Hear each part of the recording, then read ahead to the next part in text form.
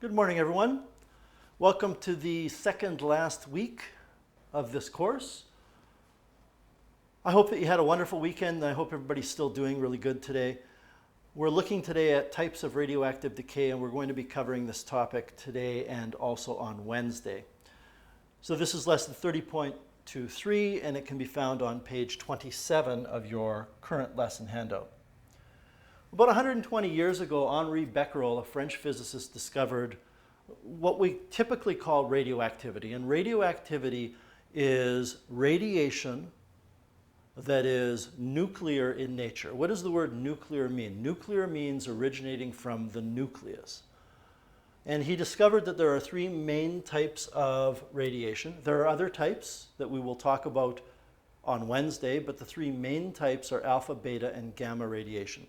Alpha, beta, and gamma are the names of the first three letters of the Greek alphabet. One of the first things that Becquerel did, because he was curious about the nature of these streams of energy, was to perform a very, very simple experiment where you take alpha, beta, and gamma rays and you allow them to move through a magnetic field. Now, you can't see alpha radiation or beta radiation or gamma radiation. They're not visible, but what you can do is you can detect them. And there are a number of different devices that you can use to detect them. One of the things you can do is use a Geiger counter. Becquerel didn't have access to a Geiger counter because a Geiger counter had not yet been invented. But you can also detect these forms of radiation by using a phosphorescent screen. So that would just be a piece of glass or a piece of material that has a chemical applied to it, and the chemical lights up or glows whenever energy interacts with it. So when these forms of radiation hit the phosphorescent screen, the screen lights up. So he discovered that alpha and beta rays are deflected due to a magnetic field. And what that tells us is that alpha radiation and beta radiation consists of things with charge. Gamma rays, however, are not deflected by a magnetic field. And what that tells us is that gamma rays have no charge. If you were to use the right-hand rule by pointing the fingers of your right hand out of the page and your thumb left to right, then what you would discover is the palm of your hand would be facing the bottom of the page or the bottom of the screen, and that means that the alpha rays, which are deflected downward, consists of something that contain positive charges, whereas the beta rays consist of something that contains negative charges. So the gamma radiation consists of something that is neutral, the alpha radiation consists of something that is positive, and the beta radiation is negative. The thing I want to point out to you is that only things that have mass can have charge. So as well as knowing now that alpha radiation consists of something that's positive and beta radiation consists of something that's negative, we also know that alpha radiation and beta radiation contain particles. And when I say particles, I mean particles in the true sense of the word, things that have mass. Since gamma rays do not have any charge, we are unsure with this experiment whether they carry mass or not. Becquerel also determined that all three of these types of radiation are ionizing, which means that they interact with healthy tissue to produce damaged tissue, and that can lead to cancer. What do we know about the composition of these particles now? Well, alpha radiation consists of alpha particles. That alpha particle that we have been using off of our data sheet in so many of the problems we have done this year are the same as the alpha particles that are within alpha radiation. So alpha radiation is just a whole stream of these alpha particles coming out of nuclei. Now, what is an alpha particle? An alpha particle can be loosely thought of as a helium nucleus. It's a helium-4 nucleus, and we'll talk a little bit more about that later. But I would prefer to just call them alpha particles rather than helium nuclei. Beta particles, it turns out, are high-speed electrons. So when you have a stream of beta radiation, what that stream of radiation consists of is a bunch of high-speed electrons. And gamma radiation consists of gamma ray photons. So I want to pause here for a second and make something very clear. These three types of radiation are called nuclear radiation.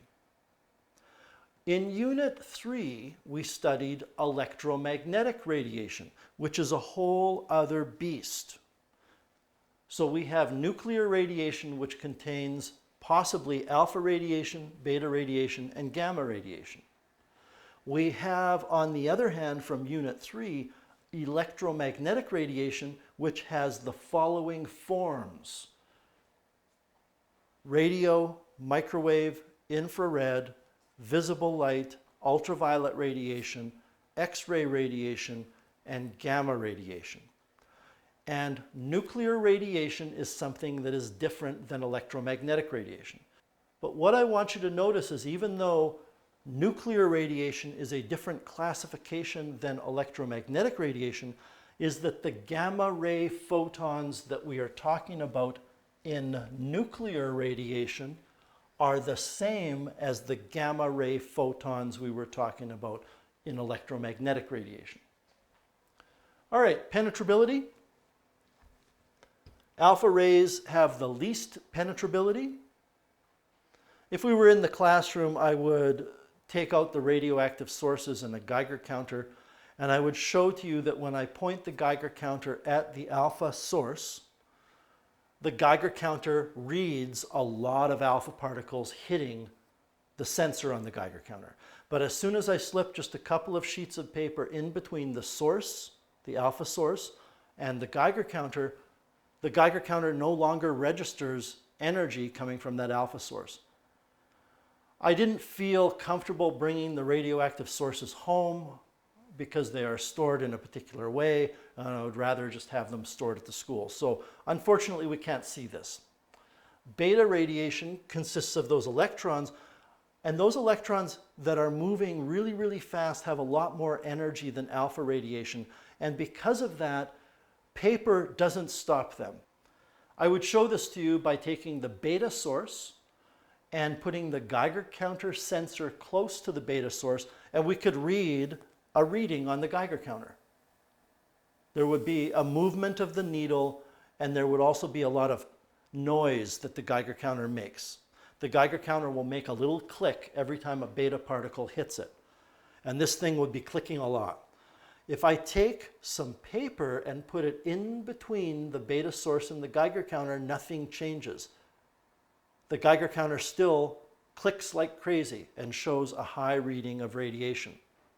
If, however, I took about 0.5 centimeter to 1 centimeter of aluminum and I put it in between the beta source and the Geiger counter, we would discover that the reading falls off to 0.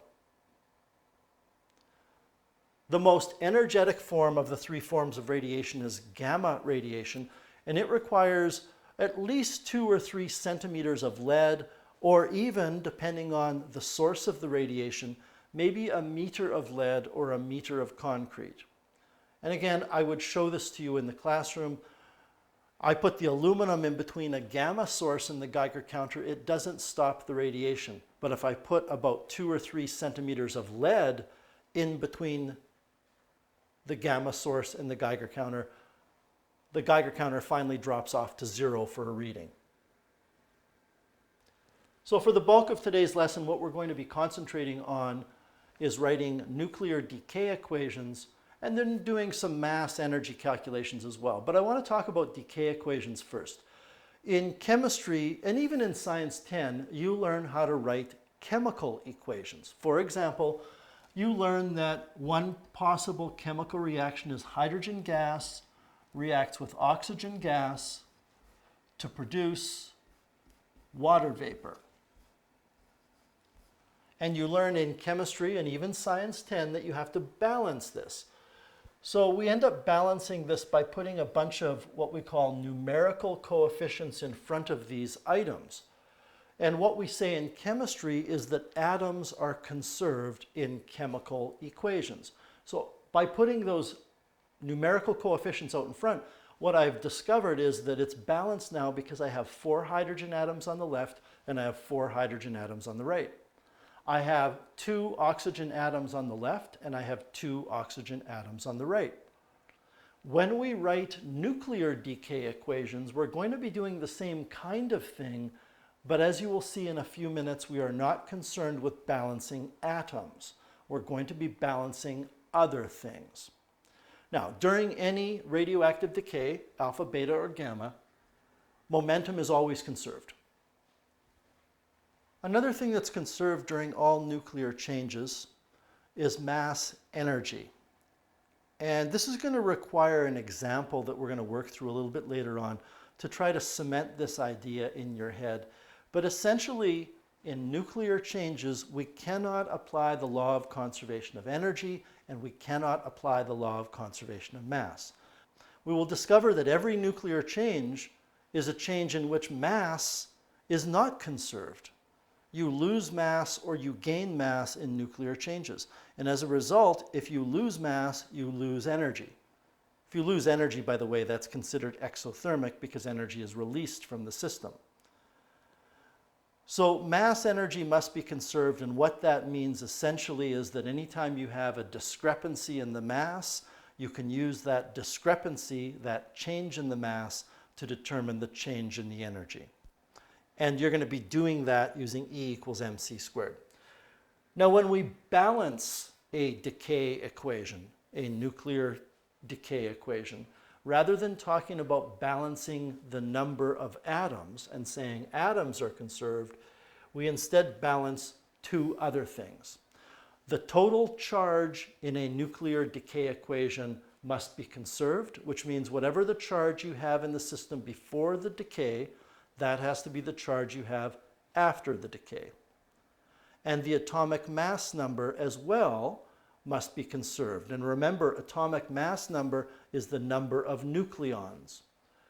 So if you have 226 nucleons before a radioactive decay, then after the radioactive decay, you must still have 226 nucleons. With regards to charge, if you had 88 elementary charges before a radioactive decay, then after the radioactive decay, you must still have 88. So it's these two last laws of conservation that we're going to be using when we balance a nuclear equation. Let's talk about alpha decay. Remember, an alpha particle is 2 protons and 2 neutrons bonded together in the form of what we call an alpha particle. The reason why an alpha particle is kicked out of a nucleus is because when that alpha particle leaves, the remaining nucleons are in a more stable arrangement. I don't want to get too sidetracked here, but every natural process in terms of energy occurs because the products are more stable than the reactants. A little bit earlier, I talked about hydrogen reacting with oxygen to produce water. The reason why that's an exothermic change, and you chemistry 30 people should know this, the reason why H2 plus O2 producing H2O is an exothermic change is because the water is more stable than the hydrogen or the oxygen. Exothermic changes release energy so that the products become more stable. In chemistry, by the way, those changes where the products are more stable have a negative heat of reaction, a negative delta H. If you don't take chemistry 30, then a lot of what I just said might not make a lot of sense to you, but that's okay. During alpha decay, there is a decrease in mass. Alpha decay is a natural process. And given everything I just said about natural processes, alpha decay is exothermic. And if alpha decay is exothermic, there is a loss in the system of energy because energy leaves the system. If there is a loss of energy in the system due to the fact that mass energy is conserved, there must be a loss in mass. And again, we'll look at what that calculation will involve in a minute or two. The symbol for an alpha particle is 4,2 with an alpha. Of course, if I take a look at what that bottom number is the number of protons, 2 protons, and the top number is the total number of nucleons. I'd like to point something out regarding the notation, specifically the numbers. The top number is the number of nucleons, because it's the atomic mass number. The bottom number is the number of protons, but I want to point out to you that if there are 2 protons, then that bottom number is also the charge.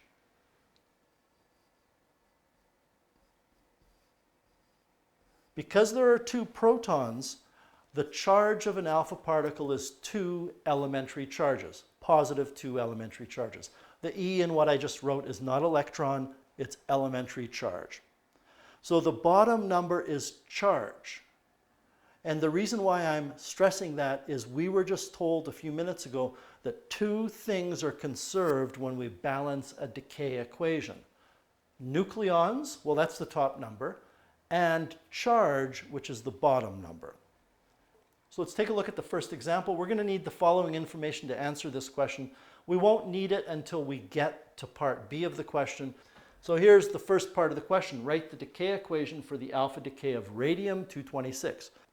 The first thing we need to do is find out what the atomic number of radium is. And when you go hunting on your periodic table for radium, you will find it near the bottom left-hand corner of your periodic table. And we can see that radium is atomic number 88. Now what we're going to do is write out the radium-226 using isotope notation. So we start off by saying 226, 88 radium is going to emit an alpha particle, which is 42 alpha, plus something else. Now, the number of nucleons has to be conserved, and when you take a look at the top of the left-hand side here, we have 226 nucleons. But on the right-hand side, we only have 4 nucleons so far, so we need another 222. In other words, everybody, the total of the number on the top must balance on both sides. On the bottom, we have a charge of 88 elementary charges. They happen to be in the form of protons, but I don't care what they are. I care that the bottom number is 88. On the right-hand side, I only have 2 in the alpha particle, which means I need another 86. We're almost done here. I just need to look at my periodic table and find out what 86 is, and atomic number 86 is radon. So that's the decay equation for the alpha decay of radium-226. By the way, the radium in this example is sometimes referred to as the parent nucleus, and the radon is sometimes referred to as the daughter nucleus. Part B, find the energy released during the alpha decay. So the idea here is that we are going to experience a decrease in mass when this happens. What we want to do is find the change in the mass. Delta is final minus initial, and we are going to be using the information that was given to us in the question. So we're going to take the final mass, which is the sum of an alpha particle's mass, 6.6443 multiplied by 10 to the negative 27 kilograms.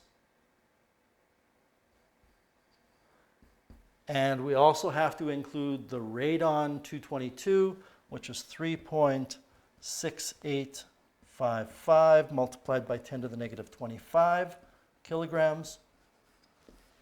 And then we are going to have to subtract from that the initial mass. The initial mass would be the mass of the radium-226, which is 3.7520 multiplied by 10 to the negative 25 kilograms. Now I could do this all in one step, but I want to calculate the mass afterwards to show something to you. 6.6443 multiplied by 10 to the negative 27 plus the 3.6855 multiplied by 10 to the negative 25 gives me 3.751943. And when you take a look at the mass we had before, The mass we had before was 3.7520. So the mass we're getting afterwards is just a little bit less than the mass we had before. This is why we need so many decimals in order to do these calculations. So we subtract the initial mass, 3.75, 2 multiplied by 10 to the negative 25, and we get a delta M of negative 5.7 times 10 to the negative 30.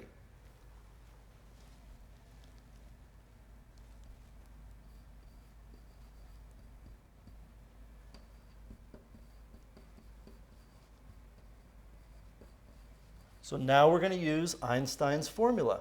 Change in energy during a nuclear change equals change in mass times the speed of light squared.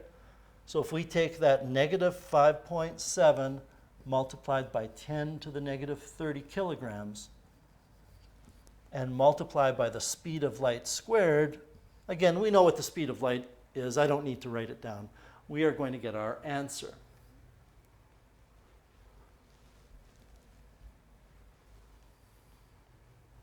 So multiply by 3 times 10 to the 8 squared, which gives me negative 5.13 times 10 to the negative 13.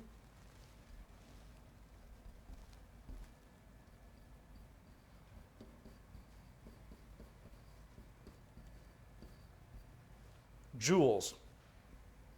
We could calculate what that is in electron volts.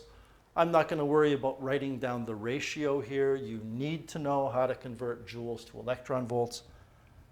I'm dividing by 1.6 multiplied by 10 to the negative 19 because that's how many joules there are per electron volt, which gives me 3.2 million electron volts, negative 3.2 MeV.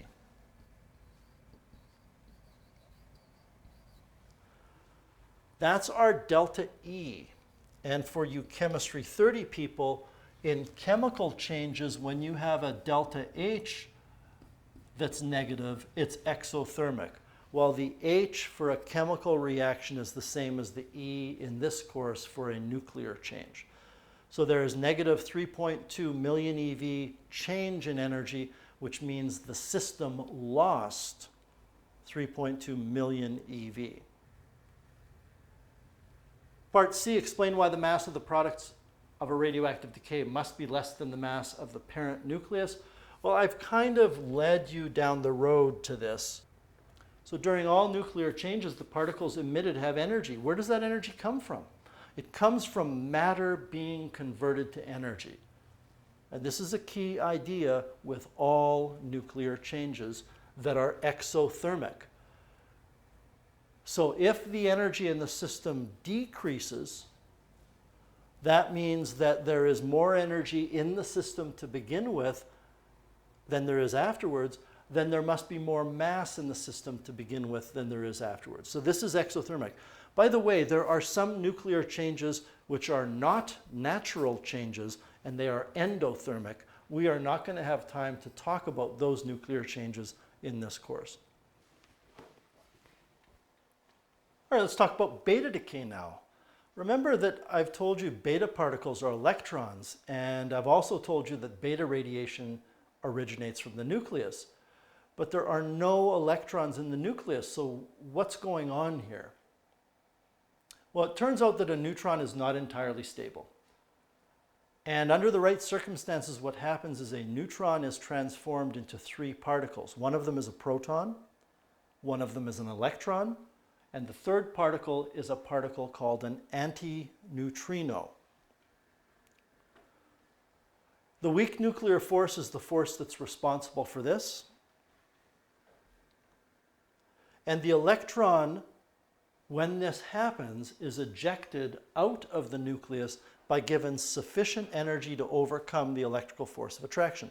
So that strong nuclear force applies a very, very large force to the electron, which allows it to escape the nucleus.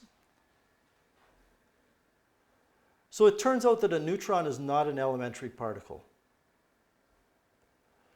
The symbol for a beta particle, which is an electron, is given by 0, -1 beta, and the symbol for an antineutrino is given by 0, 0, And then I'll talk about that letter in a second.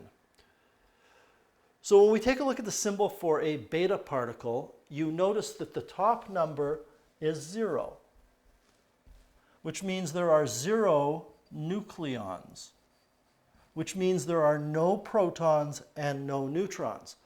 The bottom number is the charge. It is not the number of protons. It's the charge, which means that the charge is -1 elementary charges. When you talk about an antineutrino, this letter is called Nu, N-U in the Greek alphabet. It looks like a V with its hair blowing back in the wind. And that is the symbol we use for a neutrino. When we put this line over top of it, that's an antineutrino. And you need to remember that these two particles go together. Whenever you have a beta particle emitted, you also have an antineutrino. An antineutrino is an interesting particle. You can see that it has no nucleons and it has no charge. It's something else that we don't really need to get into here. Example 2 gives us the following information, so we're going to have to do a mass energy calculation, I believe, in part B, just like in example 1. The first part of example 2 says write the decay equation of thorium-234. So we have to go to the periodic table so that we can figure out the atomic number of thorium.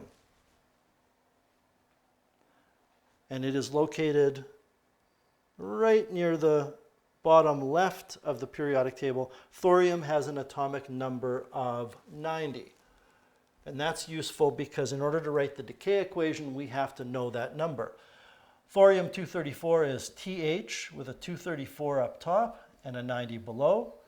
Now, it undergoes beta decay, so we need to know that it emits the beta particle and it emits the antineutrino.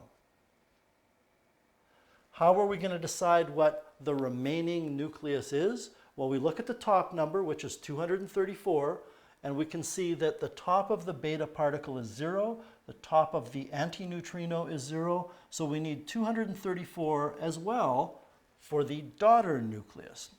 The bottom number is 90, so we have a total charge of 90 on the left, and we have -1 on the right, which means we need 91 on the right.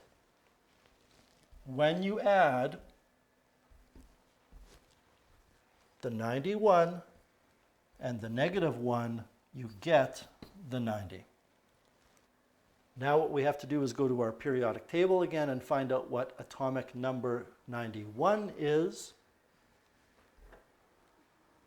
Well, it's right beside thorium. It's Pa, which is called protactinium.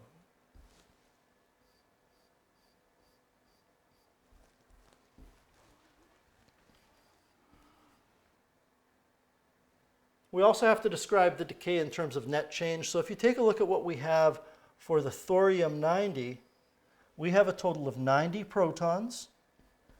And if you were to take 234 and subtract the number of protons, which is 90, you get 144 neutrons. Those change to, well, we have an electron, which is the beta particle.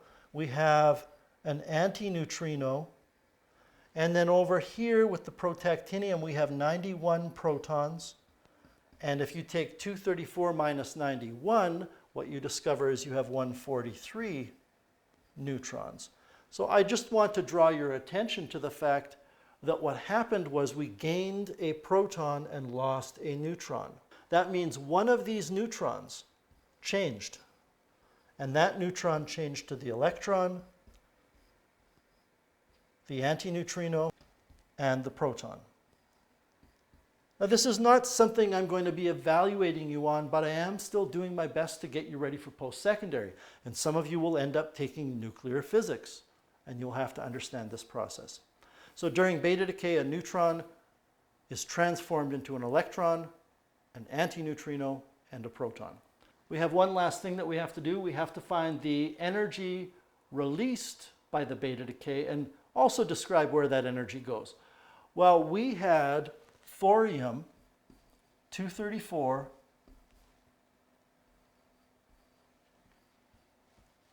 producing the electron, the antineutrino, and the protactinium 234. So we are going to do the same thing we did in question 1.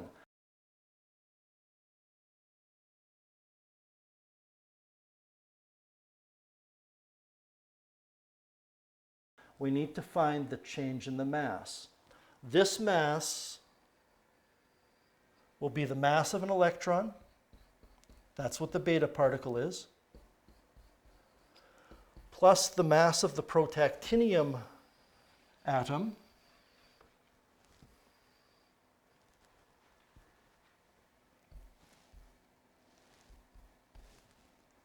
which is 3.885198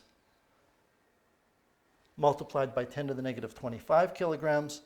You might wonder about the antineutrino. I'll just tell you that the mass of the antineutrino is so small as to not make a difference. And then we have the mass of the thorium, which is 3.8851238 times 10 to the negative 25 kilograms. So let's find the total mass after. 9.11 multiplied by 10 to the negative 31 plus 3.885198 multiplied by 10 to the negative 25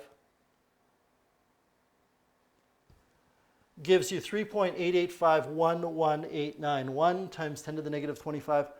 And that is a little bit less, not a lot, but it's a little bit less than the mass of the thorium. So to find the change in mass, we are going to take the final mass minus the initial mass.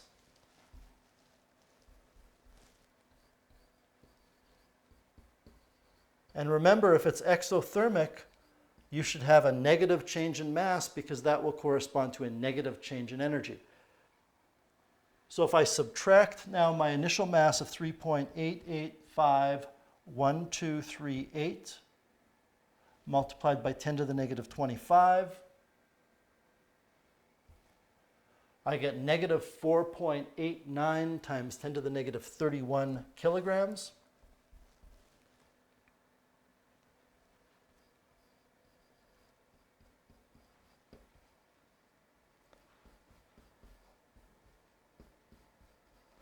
To find the change in energy, we can use Einstein's mass-energy equivalence formula. So essentially, if we just multiply by the speed of light squared, we are going to get our answer.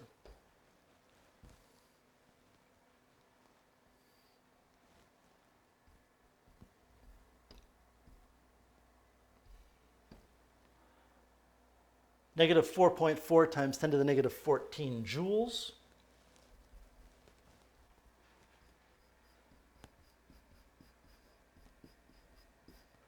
Of course, you could convert that to EV if you wanted by dividing by the number of joules per electron volt and getting approximately 275,000 EV or 275 keV. Anyway, that's our answer. And that's it for the lesson. Your assignment is 1A, B, C, D, 3, 4, 6, and 7 on pages 28 to 29 of this handout. I hope that made sense to you, and I hope that you do well with this stuff. Have a great rest of the day, and we will talk to you soon.